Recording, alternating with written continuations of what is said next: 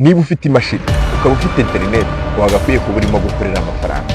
Wambaza ngo mbese ibyo bintu bikora biki? Uyu munsi turi muri 2025 ariko ndagira ngo mbabwire ikintu gitandukanye n'ibindi byose mwigeze mubona. Hari ba Irene, ba Yago n'abaroki ndetse n'izindi ngero nyinshi zitandukanye. Gusa ibintu byose baza bababwira baba bari gukorera amafaranga ariko ntibababwire uburyo ayo mafaranga bayabona. Uyu munsi iragira ngo dutangire 2025 mubwira uburyo nawe wabona amafaranga kuri social media ndetse no kuri iyi internet. Cyambere ndibuze kuvugaho ndaza kubabwira uburyo ki abo ba content creator bakorera amafaranga, abo ba YouTubers, ba Roki, ba Irene, ba Yago n'abandi benshi bakomeye babwira uburyo bakorera amafaranga. Icya kabiri ndibuze kubabwira ni uburyo ki yewe mu content creator cyangwa se umuntu ufite abantu batarenze 3600 bankurikira kuri YouTube honyine nkorera amafaranga kandi nkayabona mu bantu bakeya bankurikira. Ntabwo bigombera ngo ube ufite aba followers cyangwa se aba subscribers benshi kugira ngo ukorere amafaranga kuri social media. Hari icyo bita monetization cyangwa se kuvana amafaranga mu bantu bagukurikira just bitewe n'ibyo bagezaho.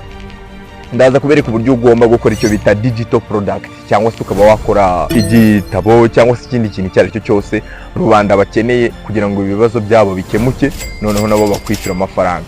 Abantu badukurikira ubundi bagakwiye gutuma tunabaho. Where there is attention there is money. Ahantu hari attention haba amafaranga. Uyu munsi ndagira ngo nkwereke ko hano kuri internet hariho amafaranga, kandi ibyo ndi kubabwira si ugutubura. Ndaje mbereke n'ingero zifatika zigaragaza ko hano kuri internet hari amafaranga. Urakaza neza kuri Toros Films. Je muri kumwe uyu munsi nitwa Toros the Beast.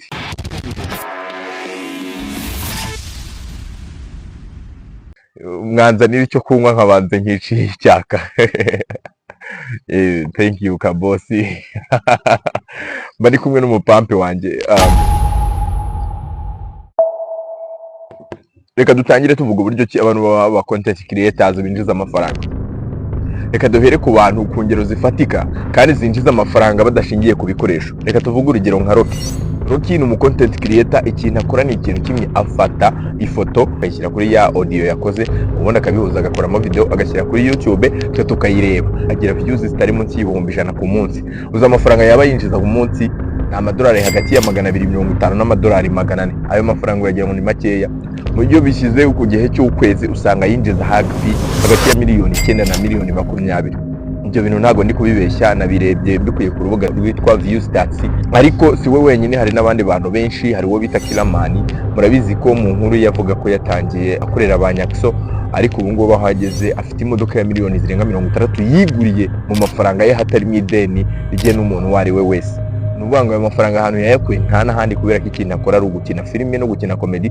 Ayo mafaranga yayakuye kuri YouTube cyangwa se izo social media tuba turiho. Nawe urimo kundeba uyu munsi rero ndagira ngo nkubwire ko ibyo byose bishoboka kandi ibintu bakora nawe wabikora. Ushaka kwinjiza amafaranga kuri internet ariko ntabwo uzi uburyo bikorwa.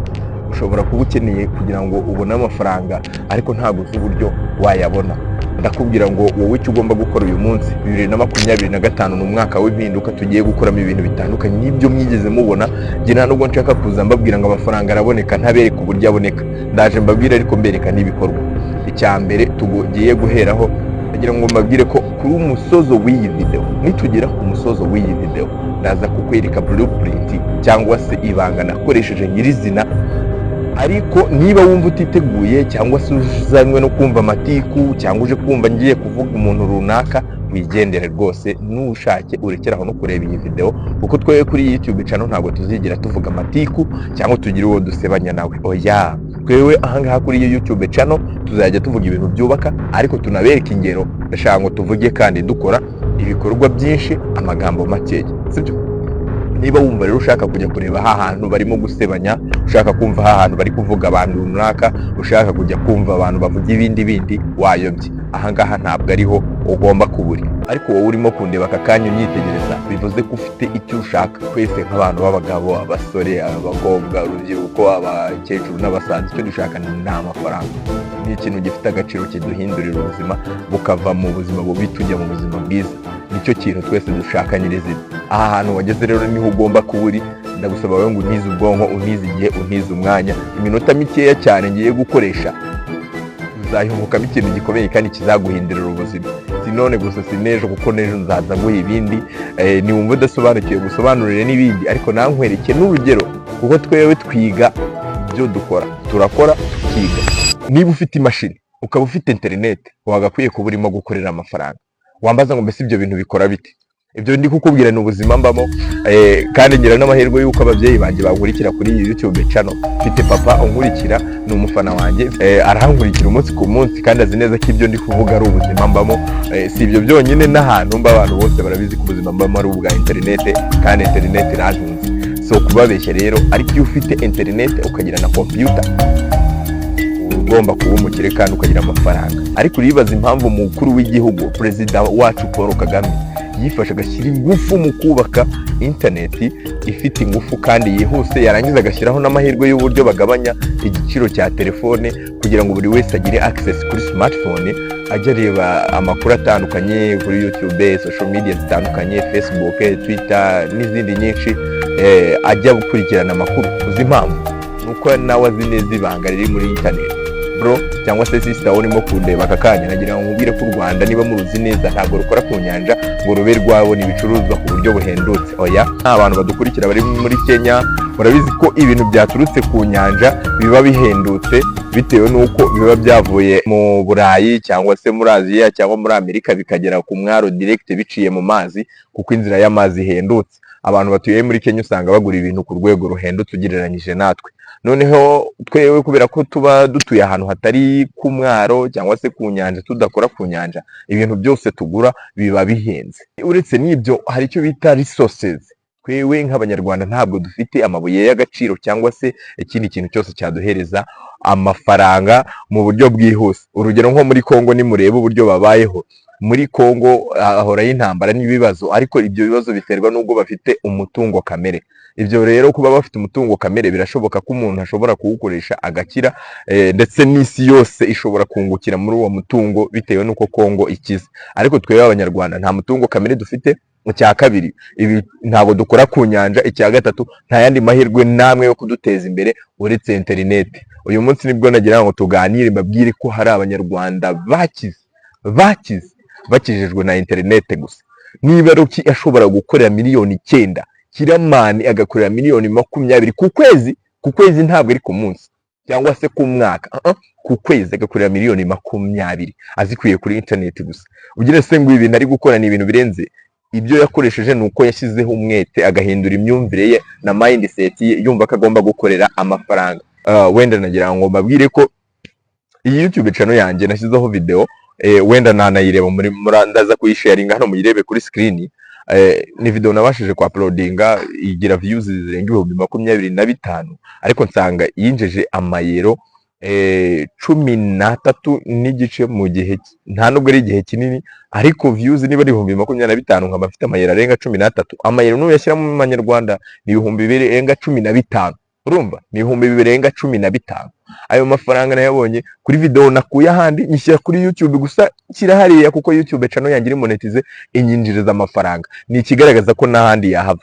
Si ibyo gusa, ni mashini ya mbere naguze ya computer nayiguze bitewe n'amafaranga ninjije kuri YouTube. Yewe ndahembwa nuko abantu benshi mutanabizi, ariko YouTube irahemba. Si ibyo gusa, n'izindi social media platforms zirahemba.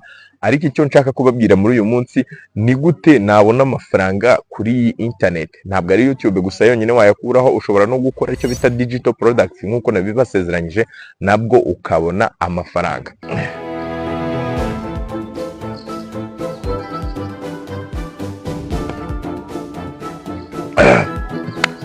Noneho reka dukubite tubangura, dutangire na step ya mbere yo kugira ngo ukorere amafaranga kuri internet.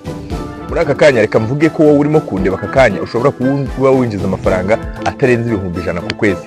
Birashoboka ko ushobora kuyinjiza cyangwa ukanayarenza bitewe n'uko ibyo ndi kukubwira njyewe narabikoze. Reka duhere ku kintu cya mbere ugomba guhindura mbere y'uko wumva ko ukeneye amafaranga kuri internet. Hari icyo bita imyumvire cyangwa se mindset. Hindura mindset yo kumva ko bidashoboka. Aka kanya nagira ngo umpa amahirwe, umpereze icyumba mu mutwe wawe cyo kumva ko bishoboka. Nurangiza ureke nguhereza n'ingero zifatika, nkubwire buryo ki amafaranga ashoboka ufite interineti n'imashini gusa. Ikintu cya mbere ugomba kumenya, baguhaye imashini bakaguhereza na interineti, hari n'ushobora kuba bifite ari hano arimo kundeba aka kanya ariko atazi kubibyaza umusaruro. Ariko icya mbere ugomba kumenya, hari icyo bita skills, ubumenyi. bro turi abakene mu Rwanda turabizi, nta nubwo ngiye kubiyemera ngo naguze imodoka, ntayo naguze, ariko ibintu ndi kubaherezaho ubuhamya ni urugero rw'urwego ndiho rwabashije gukunda.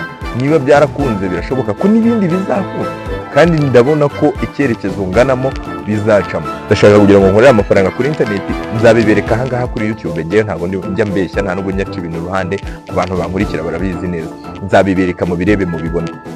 Nzakorera amafaranga hano kuri YouTube 2025. Ndashaka ko izarangira byibura nkoreye amafaranga atari munsi ya miliyoni 4, mbikore kandi mbibereka ku mugaragaro, mubireba visave intambwe ku yindi, intambwe ku yindi, intambwe ku yindi. Ndetse ni na video izakurikira iyi ngiyi nzatangira mbere ku buryo nzafata ibihumbi 20 mbishyire kuri internet, nyuma y'iminsi 3 mvanemo ibihumbi 38 mbibereke visave, bereka n'uburyo byagenze n'inzira byaciyemo, kandi nta kazi kenshi nkoze mvuge ngo nagiye gukora ibi n'ibi, ngo nagiye kurwana no gukora akazi runaka. Oya, ni ugushyira amafaranga hariya, amafaranga agakora, noneho ngewe amafaranga nkayabona. Ni ibihumbi 20, ariko nanone icyo ni igishoro. Ariko hari umuntu ushobora kuba ari kundeba aka kanya adafite ibihumbi 20, uwo nguwo niwe ngiye gufasha aka kanya. Niba urimo kundeba wenda utayafite, cyangwa se unayafite ariko ushaka guhera ku tuntu duke, cyangwa se ushaka guhera ku bumenyi gusa ukabona amafaranga. Hari n'undi wambwira ati ngewe mbafite internet wifi ahantu ntuye haturanye n'ahantu baduhereza wifi always badi kuri internet, ariko sinzi uburyo nayibyaza umusaruro. Nagira ngo nkubwire ko ibyo bintu urimo kuvuga cyangwa uri gutekereza niyo situation uri gucamo nanjye yambayeho, ariko nanone nyibyaza umusaruro. Nize muri University of Rwanda muri college y'uburezi hari Rukara, niba muhazi neza, abantu barimo kundeba banahazi bananyandikira muri comment bakansuhuza nta kibazo. Ariko nababwira ngo niba muhazi neza haba internet yihuta, haba internet iri ku rwego rwo hejuru. Nahize bambereza imashini ya mbere nayo na leta, noneho ya internet ngenza kuyibyaza umusaruro, mfata umwanya ndiga, ngira ibyo niga n'ubumenyi nize, isaha nibwo buntunze. Mfite n'akandi kazi nkora kampereza amafaranga, ariko nanone ikintu nyiriza kimpereza amafaranga ni bwa bumenyi nize, ntabwo ari ibintu nize. Ubu ndacyari umunyeshuri Rukara, ntabwo nari nasoza, ariko ubumenyi nize n'isaha nibwo buntunze. Baza ngo nubuherero. Niba ushaka kugira ngo ubone amafaranga kuri internet ukoresheje imashini yawe na internet, hari ibintu bitatu ugomba kumenya nyirizina. Icya mbere, ugomba kugabanya icyo bita gupinga ngo ibintu ntibikora, urumva. Icya kabiri, ufata umwanzuro wo kureka ibintu bigutera umwanya. Tuvuge ushobora gufata telefone ubyuka, ukubyutse ugafata telefone ujyamo kureba kuri social media n'ibiki byaramutse, nayahe matifu yabyutsa hari, ese ni ibihe bintu bigezweho. Muri ibyo byose nta na kimwe kigufitiye umumaro, ibyo ugomba kubishyira iruhande. Icya gatatu, ugomba kumenya ko ubuzima bwawe ari cyo kintu cy'ingenzi ufite, igihe cyawe nicyo cy'ingenzi ufite mu bindi byose. Twese dufite amasaha 24, ari umukire afite amasaha 24, ari n'umukene afite amasaha 24, ariko ikintu kidutandukanya ni kimwe, ni akantu gatoya cyane, uburyo dukoresha ya masaha 24. Wagakwiye kuyakoresha wowe uvuga uti ngiye gukora inshingano ngomba gukora, ariko nanone muri izo nshingano ntabwo hagomba kuburamo icyo bita kwiga. Rero harimo kwiga ubumenyi bushyashya. Ubwo bumenyi bushyashya ni za skill rero zizagufasha kugira ngo utere imbere. Niba ufite machine, wagakwiye kwiga byibura video production, editinga video.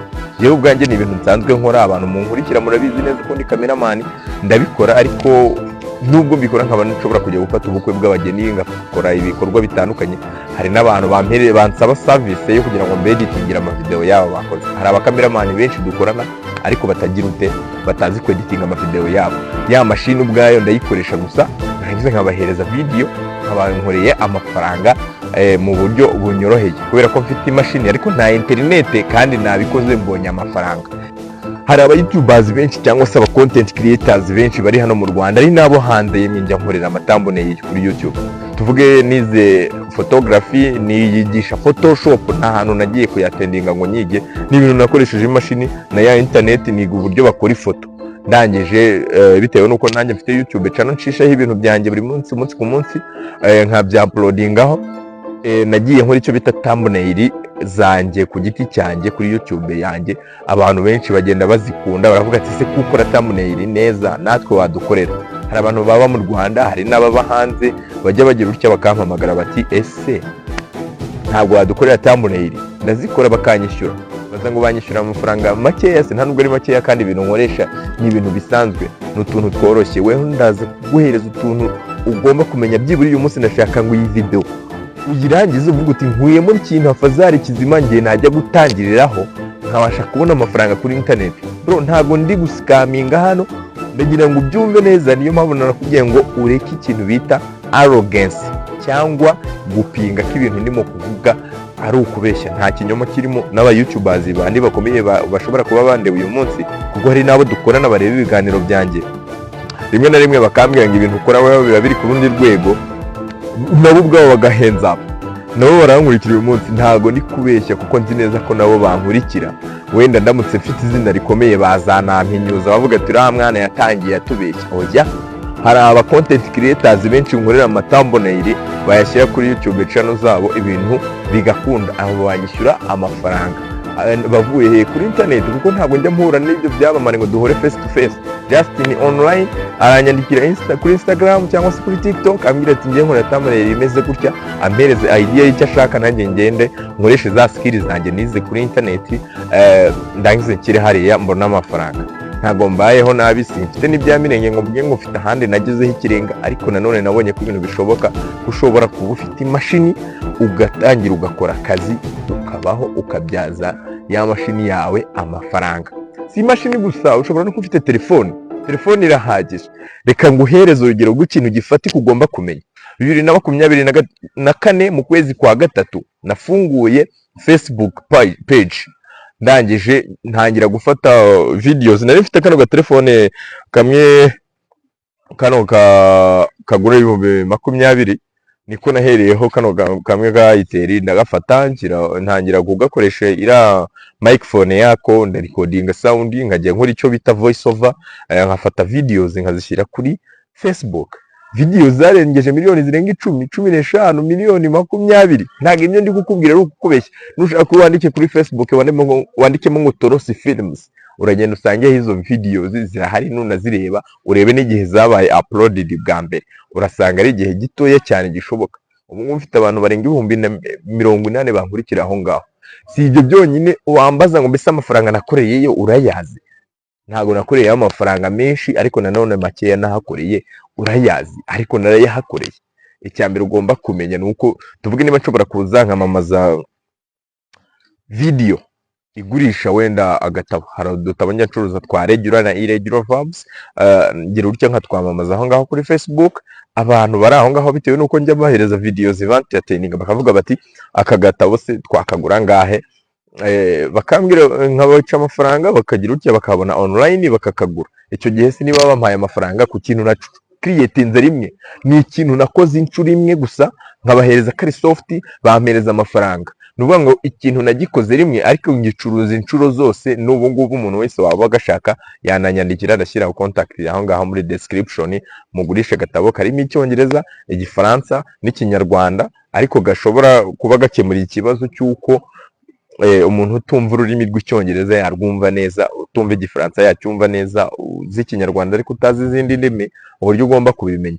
kuko nanjye ubumenyi ndimo kukubwira aho mbukura henshi ni mu gusoma ibitabo, ariko nanone nkaba nareba n'izindi content ziri mu cyongereza, kuko bare abantu bari i Burayi no muri Amerika n'ahandi baba bateye imbere, ariko uburyo bwo gukominika nabo ni icyongereza. Bavanga ko gatabo rero nakakoze bitewe no ko hari ikibazo nagombaga nakemuye abantu bifuza kugikemuka. rero nawe urimo kundeba aka kanya, niba ushaka kugira ngo ubone amafaranga kuri internet, ugomba kumenya ese ni ikihe kibazo abantu bafite ku buryo wagikemura. ni ikihe kibazo abantu bafite bifuza uwakibakemurira. nakubwira urugero rw'ibintu nakoze bikemura ikibazo nkabona amafaranga. ni ukuvuga ngo rero ikibazo cyose iyo ugihandorinze ukagikemurira sosiyete, iyo sosiyete iguhereza igihembo. cya gisubizo ubazaniye urakibagurisha, ntabwo ukibahereza for free, kuko nawe uba watekereje ikintu kiborohereza ubuzima. niba ukibagurishije rero nabo baraguhereza iki? Amafaranga. ubu ni ukuvuga ngo rero muri iyi si turimo, kubera ko iri digital, ushobora kugera muri Amerika utavuye mu Rwanda, ukaba wagera mu Bushinwa ukavugana n'uri mu Bwongereza n'ahandi, mukavugana utavuye aho uri. bivuze ngo uba ufite uburenganzira bwo gukora n'ikintu ukakibagurisha utavuye aho uri. nk'icyo gitabo nakoze cya regular na irregular verbs, niba naragikoze nkaba narakigurishije umuntu kuri internet, nabikoze nte? Bro, hari ikindi kintu ugomba kumenya, icyo bita personal brand. personal brand. Ni ukuvuga ngo uyu muntu akoze icyo bita personal brand, ni ukuvuga ngo we ashyira izina hariya akaryubaka, yamara kuryubaka bitewe n'ibigwi yaryubatseho bikaba rishobora kumwinjiriza amafaranga no mu gihe yaba asinziye. Ibyo ni byo ndimo kugira ngo uyu munsi nkwigishe urimo kundeba aka kanya. Si ngombwa ngo utangire uvuga uti ese kamera, nta kamera ufite, nta telefone ufite, nta mikorofone y'ikirenga ufite, nta gukora muri studio irenze, nta bumenyi bwinshi ufite. Ibyo byose niba utabifite nagira ngo nkubwire ko nanjye ariko natangiye ubwo bumenyi bwose ntabufite. Ariko nanone niyo mpamvu aka kanya arimo kukwigisha ibi ngibi bitewe n'uko ibyo ndimo kukubwira nabiciyemo kandi natangiriye aho wowe watangiriye. Natangiye ntafite ubumenyi bwo kweditinga video, natangiye ntafite ubumenyi bwo uploadinga video kuri YouTube, natangiye ntazi kweditinga video, natangiye nta n'ikintu na kimwe. N'ubu ngubu tuvugana nta nubwo mfite kamera ngo mvuge ngo mfite kamera yanjye, ariko bitewe n'uburyo namenye nisobanukiwe cyangwa se nkagira n'ubumenyi ngira muri njyewe, ubu ngubu nshobora gukorera amafaranga kuri internet kandi ntakoresheje ibikoresho byanjye, ariko nkabasha kubaho kandi ubuzima bugakomeza. Ibyo ndimo kuvuga umunsi nibyo nanjye cyangwa wowe nkubwire urimo kundeba aka kanya wumve ko nawe wabishobora kandi wabigeraho. Nababwiye yuko nyine njya nkorera abantu amatamboneyiri, ariko ntabwo nababwiye ngo abo bantu duhura dute. Niba mfite ya personal brand, nkaba mfite ahantu abantu bansanga kuri Facebook, kuri YouTube, kuri TikTok, kuri Instagram, biroroshye yuko bambona bitewe nuko ngewe niba nakoze thumbnail barazibona, ariko nanone na contact ziba ziri ahantu hose ku buryo unshaka yambona byoroshye, arampamagara cyangwa akanyandikira kuri WhatsApp. Urugero niyo namamaje tuvuge wenda nkakora ifoto nziza nkayishyira kuri WhatsApp, rimwe bihita bimpereza ikiraka cyo kujya gukorera akazi katari munsi y'ibihumbi wenda 250. Iyo ngiye gukamirira abantu batandukanye, bamwe banyishyura amafaranga bitewe n'uburyo akazi kameze, ariko nyirizina muri rusange nkorera 250, umuntu nkamuhereza amafoto na video, nkamuhereza n'utundi tuntu tujyana nabyo kugira ngo ubukwe bwe abone ko bwagenze neza, ariko nta mafaranga aba yampereje. Kandi icyo akenshi abantu duhurira online bitewe nuko ngewe mfite personal brand. Bivuze ngo ngewe ubwanjye simfite ibikoresho bihagije ngo mbe mvuga ngo mfite za kamera z'ikirenga, mfite n'ibindi bikoresho bijyana nabyo, ariko nanone ninjiza amafaranga aruta aya baba cameraman bafite ibikoresho byabo, bafite studio, bafite naho babasanga, bitewe nuko ngewe nkoresha icyo bita brand. Nawe rero urimo kundeba byashoboka yuko wakora brand yawe. Si ngombwa ngo uze muri photography cyangwa se ngo ube mu YouTube gusa, ariko ushobora no kugira ibindi bintu ukora. Hari icyo bita unique selling point. Urimo kundeba hari umwihariko wawe. Ushobora kuba uri umuntu uzareba iyo uri kumwe n'abantu bakubwira icyo uri cyo. Hari igihe uhura n'abantu bakubwira ati bro turabona ushoboye gukina comedy, waba uri kumwe n'abandi nabo bakakubwira cya kindi, waba uri kumwe n'abandi nabo bakakubwira cya kindi, ngo bati iyo turi kumwe tubona udusetse, kandi uburyo ubasetsa wowe ukabona bitakugora. Niba bitakugora rero icyo kintu ni talent yawe ushobora kugutunga, kandi kugira ngo ubigereho rero nuko ushyira hehe kuri social media. N'abahereza urugero rw'abantu nyine batunzwe na social media, batunzwe no kuba bakina za comedy. Urugero murabazi benshi, sina ngombwa ngo bavuge. Sabise hari umuntu utamuzi, yahereye ahantu habi, ariko ubu ngubu bageze hehe? Si umuntu kazi. Hari uwo bita Kiramani, muramuzi. Kiramani yatangiye akinana na ba Nyakso, asaba ba Nyakso ko bamuhereza amahirwe yuko yakwinjiramo agatangira agakorana nabo. Si we wenyine, ba Nyakso batangira nabo babitangiye ari just nta kintu bahereyeho, nta nubwo bari bazwi, ariko barabikora kubera ko yari talent yabo. Ibintu birakunda bicamo. Nawe ushobora kuba rero ufite iyo talent ariko witinya uvuga uti se ibintu nabikora ku ruhe rwego. Tangirira aho uri, ukoresha telefone, ukora utuntu twose dukeya dushoboka, ariko buri munsi ube present. Noneho social media zaranoroshye, ntutekereze ngo uvuge ngo nintangira ngo gupostinga ngo yemwe ngo bizatinda, ngo bizangora kugira ngo mbe popular. Ubu ngubu YouTube cyangwa se n'izindi social media uburyo zirimo gukora bitandukanye n'uburyo bwa kera. Ubu ngubu barimo gupromotinga aba content creators batonya. Niba ufungura YouTube ukaba wabona video itarengeje views 10 cyangwa 20, ukabona nayiraje muri video ureba, uvuga ngo YouTube yoroshye iriya system yayo yarayoroheje ku rwego rw'uko video iza ukayibona niyo yaba ifite views 20 ukaba wayikandaho, kandi utirengagije ko hari izindi video zifite ibihumbi 100 ya views. Icyo gihe ni uvuga ngo borohereje ba bantu batoya baba content creators batoya ku buryo bashobora gukanda kuri thumbnail gusa just bakareba na ya video yawe ntoya. Niba wakoze comedy basetsa rero bivuze ngo barakanda subscribe, kandi n'ejo n'uposting indi video bitewe n'uko wahabonetse bazareba n'indi video bayisharinge kuri bagenzi babo. Ariko icyo usabwa wowe nuko ugomba gutangira, just start now, ntugire ubwoba. Si ibyo gusa, noneho n'ikindi, wenda kuri YouTube haza ubwo bumenyi bwo gukora thumbnail, ariko kuri TikTok nta thumbnail ibaho. TikTok umuntu yari kureba agenda azamura, nukora video yawe ukayikubita hariya ikaba ifitemo ya talent yawe ya nyayo, abantu bazareba videos zawe, brand yawe yaguke. Niyagukira kuri TikTok no kuri izindi social media bazajya kugushaka bavuga bati reka tujye kureba na za video ndende.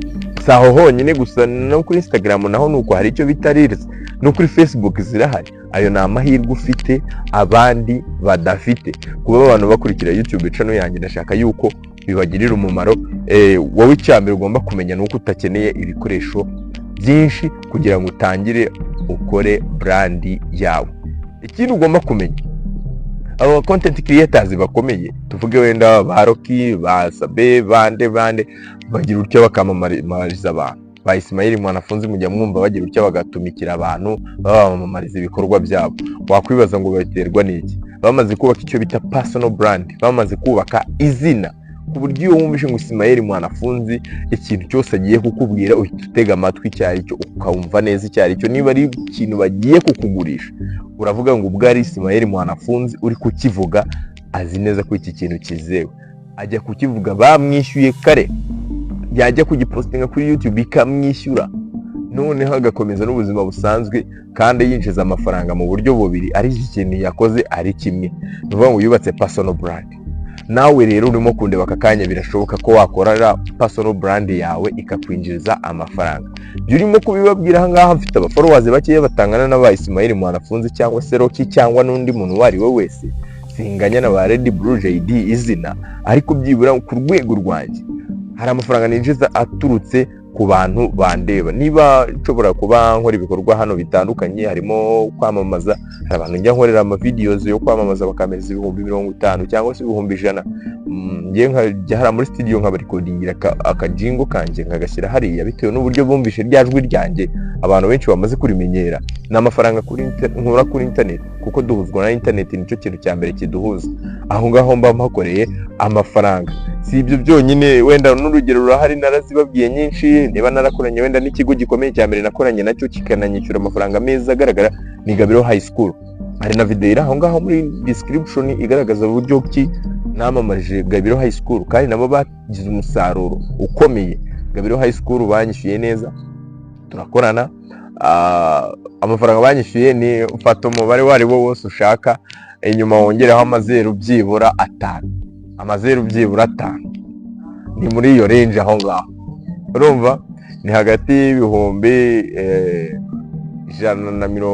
150 kugera muri 500 muri iyo range. Niyo banyishyuye, ntabwo najya gusobanura details nyinshi, ariko ayo mafaranga ntabwo ari makeya kuri video naje ngakora rimwe ngewe ngashyira aha kuri social media. Umusaruro bakuyemo ndabizi ko ari mwicuruta uwo amafaranga ngiye bampaye, ariko nanone nanjye ntabwo byansabye izindi mbaraga nyinshi, kubera ko nakoze icyo bita personal brand. Urugero rurahari na video irahari. Naragiye ngiye mfata video ndayeditinga ndabakamera kirahari, banyishyura yanjye nditahira nk'umuhungu, nabo babona inyungu zabo kandi nyuma baje kunshimira. Si ibyo gusa, ariko nakoresheje icyo bita internet, banyaprochinze bitewe nuko bambonye kuri social media. Sabo bonyine, hari abantu benshi bajya banyaprochinga muri ubwo buryo. Nawe rero ndifuza wowe urimo kundeba aka kanya ngo bari wowe tuvuga aka kanya, impamvu mba nguhereza izi ngero nuko mba ngira ngo umenye ko ibyo ndi kukubwira bifite fact, kandi ibyo bintu nawe wabishobora wabigeraho.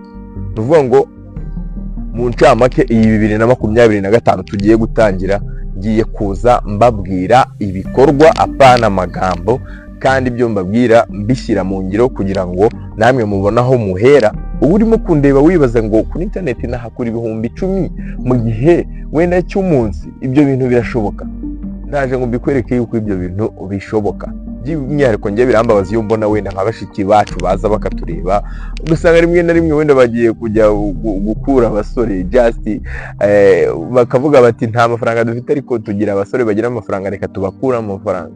abasore b'iki gihe bamenye ubwenge, iyo umukuye nawe agomba gushaka uburyo yunguka, uburyo agomba kukungukamo murabuzi nyine, ntabwo nshaka kuvuga byinshi, ajya kugusengesha nyine, nubwo randi rodashobora kurunguruka ajya kugusengesha nyine nawe akabunguka n'izo nyungu.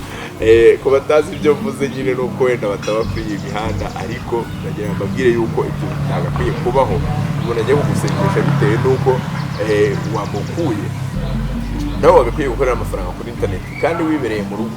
Urumva ikintu cya mbere ngiye kubasigira nk'umukoro mugomba gushaka, fata interineti yawe uvuga uti ese ni ikihe kintu ndi kungukamo, urangiza uvuga uti ese uyu mwanya ndi gutakaza wagakwiye kuba ngombwa, nusanga atari ngombwa uvuga uti ni ikihe kintu nakora kiri ngombwa. Wenda nanabahereza na tipi y'ibintu mugomba gushaka, tangira uvuga uti wenda ngiye kwiga icyo bita photo editing, kweditinga ifoto byashoboka bite, nabikorana, wige photoshop, wige Canva, ukore design. N'abantu ngenda nkorera ama menus menshi kuri Canva, bakagenda bakayakoresha. Hari ibyapa nagiye printinga byinshi, ibi ngibi bya zino sosiyete zitandukanye nka MTN na Airtel twarakoranye, bakorera ama design, baragenda bashyira hariya nyine, numva ari brand zikomeye, ariko nakoresheje Canva.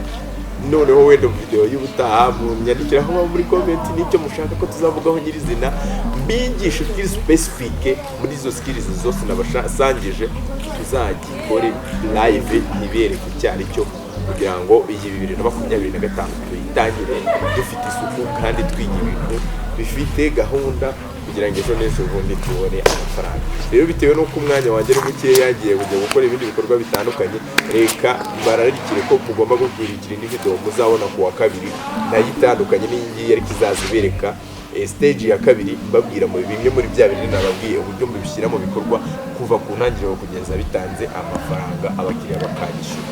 Sibyo, ndabakunda cyane, mwandike aho ngaho muri comment ikintu mwifuza ko nzaheraho ku wa kabiri. Bella cyane, ndabakunda cyane.